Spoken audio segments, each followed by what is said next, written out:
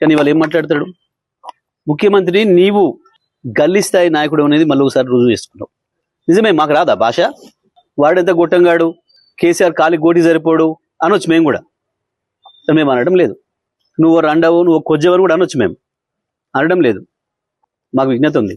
నీకు కేవలం అది ఒక్క భాష వచ్చు కావచ్చు, మాకు అన్ని భాషలు వచ్చు, అన్ని పద్ధతుల్లో మాట్లాడవచ్చు, విజ్ఞతతో మాట్లాడవచ్చు. ఒకవేళ నువ్వు దాంట్లోనే పోటీ పెట్టుకుందాం అనుకుంటే అది కూడా మాట్లాడవచ్చు. ఎందుకు వస్తుంది? రండలు మాట్లాడే భాష అది. ఇతరులు చావు కోరుకోవడం అనేది రండగాలు చేసే పని, కొట్టాడేటోడు చేసే పని కాదు. ఒకటి దంతుంటే ఇంకోడు కింద పడి బొర్రెటోడు మాట్లాడే మాటలు అవి, శాపనార్థాలు పెట్టే మాటలు. ఎప్పుడు నీ పెళ్ళనని ముట్టుకోలేదే కేసీఆర్? నీది కంపు నోరని తెలుసు, నీది మురికాలో కంటే అధ్వానమైన నోరని సంగతి కూడా తెలుసు. నువ్వు కేసీఆర్ స్థాయి కాదు, ఆ విషయం మొదలు గుర్తుపెట్టుకోను. ఏదో తంతే పొరపడ్డాడన్న సామెతతోని అది నిజమైన పద్ధతుల్లో వచ్చి కాసేపటికి ఆ పదవిలో పడి ఉండొచ్చు నువ్వు, కానీ నీది ఆ స్థాయి కాదని మరోసారి నిరూపించుకున్నావు. ముఖ్యమంత్రి స్థానాన్ని దిగదార్చే పద్ధతుల్లో ఎక్కడ మాట్లాడింది? ఎవడన్నా ఎన్నికైనా కొత్త సర్పంచ్లకు చెప్తే కదా, నువ్వు డెడికేటెడ్గా పనిచేయండి, అందరిని కలుపుకొని పనిచేయండి, ప్రజలు మీకు ఇచ్చిన బాధ్యతలను పూర్తిగా నెరవేర్చండి, మీ విజయం సాధించండి అని చెప్పొస్తారు ఎవరైనా.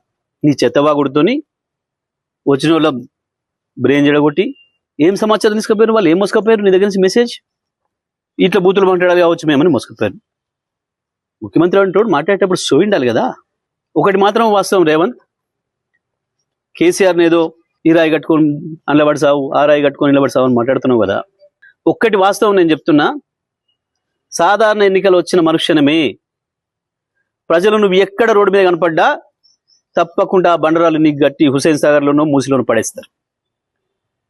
ఆ పరిస్థితి వస్తుంది నీ పార్టీకి, నీ కాంగ్రెస్ పార్టీకి. నీకు ప్రజలే బండరాలు గట్టి మున్సిపాలిటీ చెత్తను వారేసినట్టు తీసుకుపోయి మూసి నదిలో పారేస్తారు.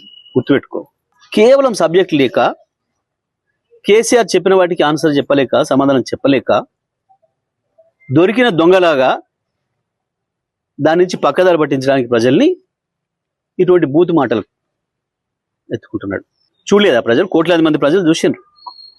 ఎక్కడికక్కడ టీవీలకు అతుక్కపోయి ప్రయాణాలు చేసే వాళ్ళు కూడా సెల్ ఫోన్లలో చూసుకుంటూ పోయినారు.